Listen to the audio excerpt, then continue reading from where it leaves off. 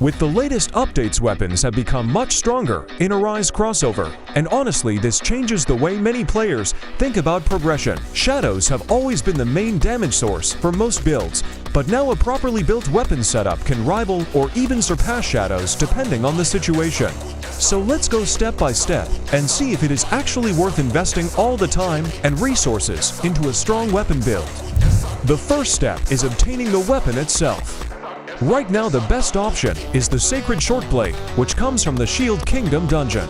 The highest rank you can directly obtain is N+, and for that you need to defeat the boss of an M+ rank Shield Kingdom dungeon.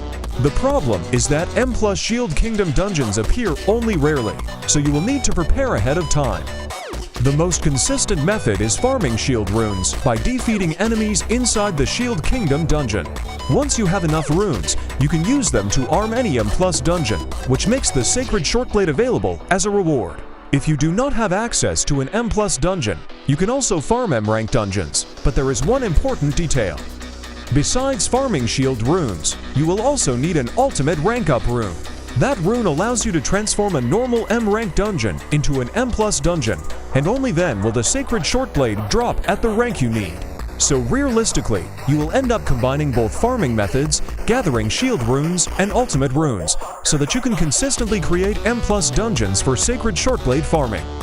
Now let's talk about how many of these weapons you actually need.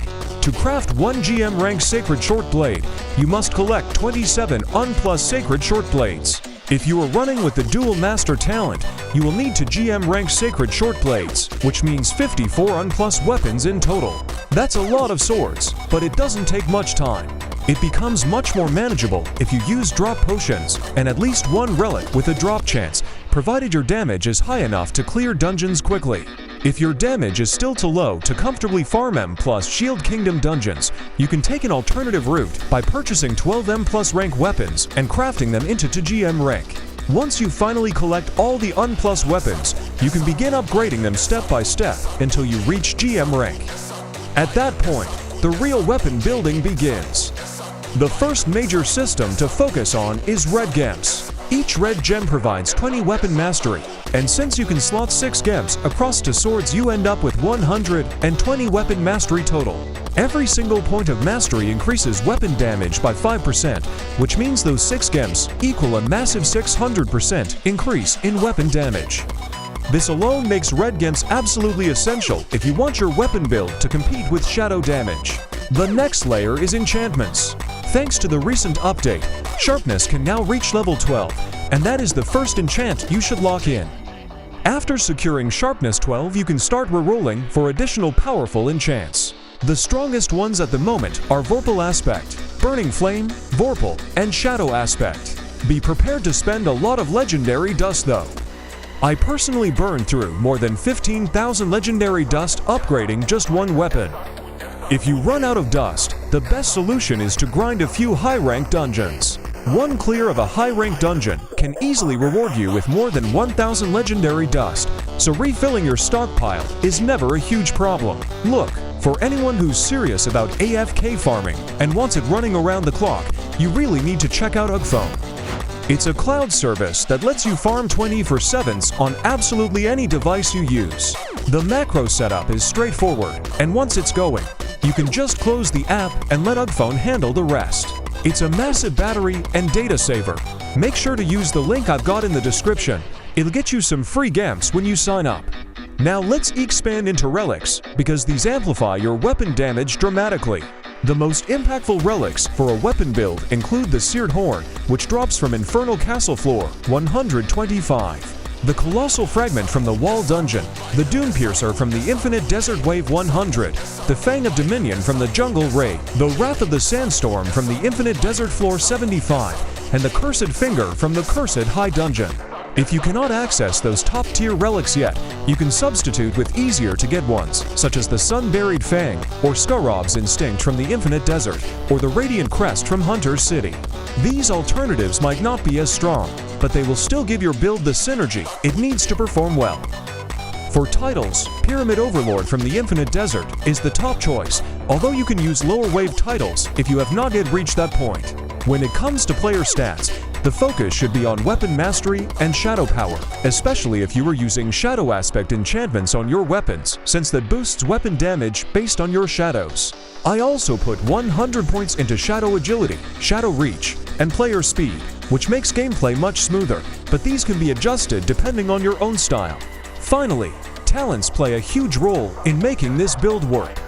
You should take all weapon-focused talents, and at level 300 choose Relic Master instead of the weapon option. That single extra relic slot increases your overall weapon damage by a huge amount, and it makes your whole build significantly stronger. So, how does it actually perform? Let's compare it to Shadows. With my current setup, I have 5 UGM plus Shadows and maxed relics, which gives me about 330 quadradecilion DPS at peak. That's really strong, but it's still not my maximum because I don't yet have a full team of UGM plus Shadows. Now let's test the weapons. With 2 GMs, Sacred Short Blades, Gems, Enchants, Relics, and Talents all in place, I managed to reach around 350 quadradecilion DPS. So in this case, weapons are slightly stronger than Shadows. But here's the interesting part. If I had a full Shadow team, then Shadows would beat weapons in pure DPS. So does that mean weapons are worse? Absolutely not. There's one huge difference, and that's the Blade Tempest talent. While Shadows can only attack a single target at once, Blade Tempest lets your weapon damage hit every enemy in range. That changes everything. On higher floors or in dense waves, weapons can deal damage to multiple enemies at the same time, and the numbers can skyrocket to more than 2 quindecillion damage depending on how many mobs are grouped together. That's insanely powerful and makes farming much faster compared to a shadow build. With this setup, I managed to reach floor 150, but keep in mind you'll need to swap your talent to Blood Weapon on floor 145 to deal with the boss. I also tested Dual Master talent compared to Title Fusion, and Dual Master with 2 GM Sacred Short Blades was much stronger. Title Fusion was way weaker, so I don't recommend it if you want the best possible DPS. So in conclusion, yes, it takes a big amount of farming and resources to make a proper weapon build, but compared to trying to build an entire team of UGM plus Shadows, it is actually much easier and more realistic to finish. With the buffs from Gems, Enchants, Relics, and the Blade Tempest talent, weapons have become one of the most exciting and powerful options in Arise crossover. They not only compete with Shadows in terms of raw damage, but in many cases even surpass them because of how many enemies they can hit at once. It takes time, but if you want a strong and reliable build that can carry you deep into higher floors, a weapon setup is definitely worth investing into. Alright, let's give a shout out to the 2 winners of the previous Game Pass giveaway. If you see your Roblox username on the screen, make sure you've accepted my friend request on Roblox so I can send you your prize. For everyone else who wants to enter the next giveaway, all you need to do is subscribe to the channel, like this video, and most importantly, leave your exact Roblox username in the comments below so that I can send you your reward. If you have any questions about this video, feel free to ask them in the comments. For exclusive content, giveaways, and to hang out with the community, check out my Discord and Roblox group. For a chance to join me in-game, you can also follow my Roblox profile. Thanks for watching, and subscribe for more Arise crossover content.